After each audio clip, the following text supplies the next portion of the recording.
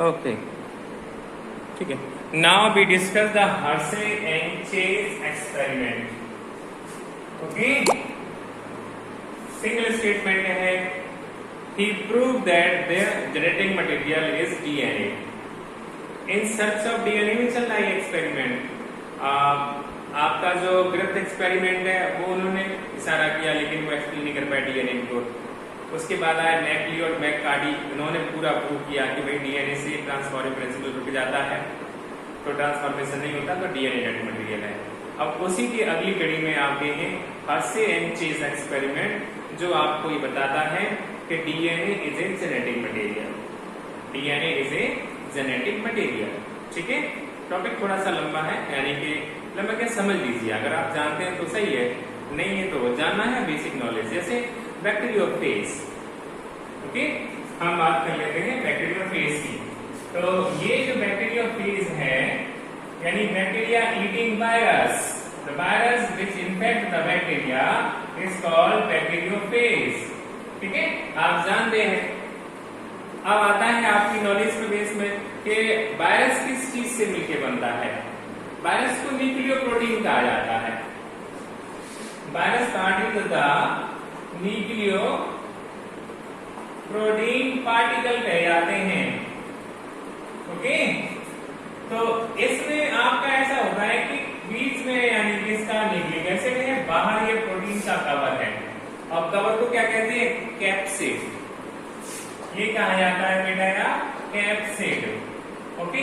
वैसे तो बैक्टीरियोफेज जब पढ़ेंगे आप 11th में पढ़ा था, हेड, ठीक है, नेक या कॉलर कह लीजिए, टेल आता है, ठीक है, हेड, कॉलर और टेल, ओके। जनरली सभी ऐसे नहीं होते, कुछ आपके हेक्सागोनली होते हैं केवल। तो न्यूक्लियोप्रोटीन है, ये कैप्सिड बना हुआ है प्रोटीन का,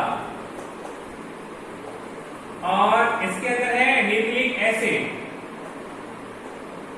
न्यूक्लिक एसिड इसलिए लिखा है कि इट मे बी आरएनए और it may be DNA, okay. तो यहां जो बैक्टीरियोफेज दिया था किसने? हर्शे एंड चेज ने। It was the DNA. क्या था? डीएनए। आप भी जानते हैं, हम भी जानते हैं, आरएनए वायरस भी होते हैं, डीएनए वायरस भी होता है, ठीक है। और वायरस के बारे में ये भी निश्चित है, आइदर भी आरएनए और डीएनए, दोनों में से एक ही होगा, दोनों नहीं होते, ठीक है। तो ये जो आपका बैक्टीरियोफेज है, क्या है? Bacteriophage, okay. तो ये बैक्टीरिया कौन से को खाएगा? ये आपका बैक्टीरियोफेज वायरस है, बैक्टीरियोफेज, ओके। और ये इकोलाई, इसको इकोलाई एज ए फूड यानी ईटिंग बैक्टीरिया हो जाता है, तो इकोलाई भी ग्रो करता है। चलिए, हमने इसकी डिस्कस की होगी कि प्रोटीन को हम एज ए अपना मार्कर बनाएंगे। मार्कर का मतलब है निशान। किसी चीज को अगर ढूंढना है तो पहले आपको उसकी पहचान करनी पड़ेगी, ओके। हमारे पास येलो बॉल है, आपके पास येलो बॉल है, कोई अंतर नहीं है, सेम है।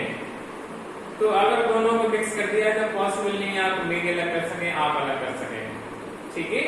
लेकिन अगर हमें आप या हमें से कोई एक मार्क लगा देता है हर एक बॉल पर, ठीक है, तो उसमें से वो बॉल आइडेंटिफाई करना बहुत आसान हो जाएगा।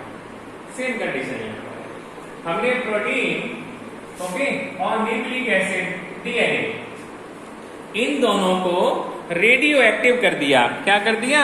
Radio active. रेडियो एक्टिव में हमने देखा कि प्रोटीन में जो है सल्फर होता है, तो उसकी जो प्रोटीन है आपकी सल्फर, ओके। इस बैक्टीरियोफेज की जो प्रोटीन है, प्रोटीन के अंदर क्या है आपका? सल्फर। इसको हमने रेडियो एक्टिव कर दिया। क्या कर दिया?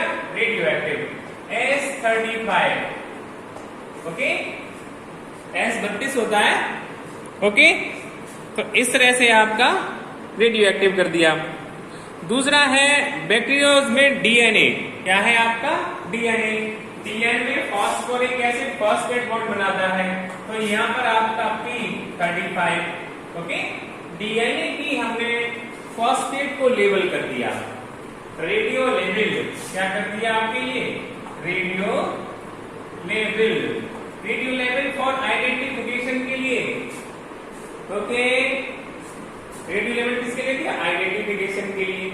ठीक है, तो हमने जब इनको इन्फेक्शन कराया, क्या किया, इन्फेक्शन कराया, रेडियो लेवल करके इन्फेक्शन कराया, ठीक है, तो हमने पाया कि जो आपकी इकोलाई है, ओके, रेडियो लेवल बैक्टीरिया थे आपके इस तरीका से, ओके, इनको इन्फेक्शन कराया हमने रेडियो लेवल में। बुक से डायग्राम बनाएंगे आप। ये हो गया आपका P35 प्रोटीन है, P35, और डीएनए हो गया आपका, डीएनए P35 S32 और P आपका 35।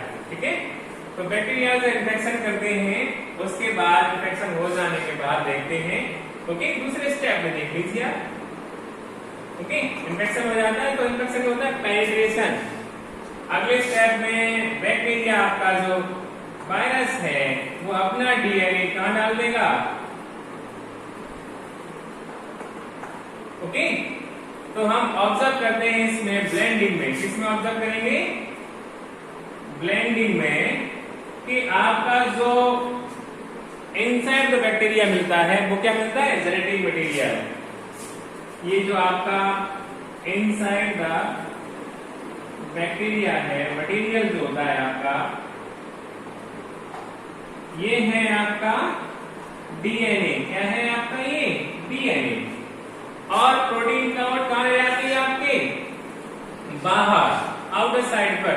ये आपकी है प्रोटीन पोर्ट। ओके, तो ब्लेंडिंग में आपका जो सुपरनेटेंट होता है, ठीक है, blending viral ports remove from the bacteria, centrifugation viral particle spread from the bacterial cell.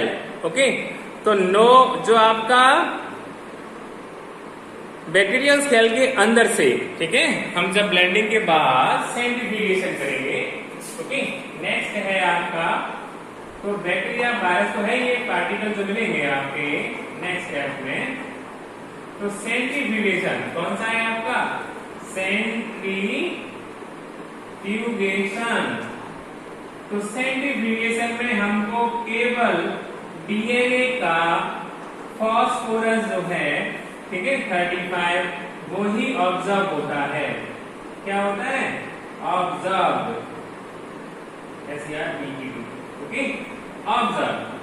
हम सेंट्रीफ्यूगेशन में यानी डीएनए ही इसका जेनेटिक मटेरियल है, ओके, वही ट्रांसफॉर्म होता है, यानी वही जाकर के अंदर जाएगा, बाकी प्रोटीन कोड तो रहती है। तो protein is not a genetic material in Hershey and chess experiment. ठीक है, सेंट्रीफ्यूगेशन में हमको बैक्टीरिया के अंदर जो मिलता है वो है आपका रेडियो लेवल फास्फोरस। क्या है, रेडियो लेवल फास्फोरस है। ठीक है, न कि आपकी प्रोटीन है। तो protein is not a genetic material. क्या जेनेटिक मटेरियल है आपका, DNA is a genetic material. ठीक है, तो डीएनए एक जेनेटिक मटेरियल है।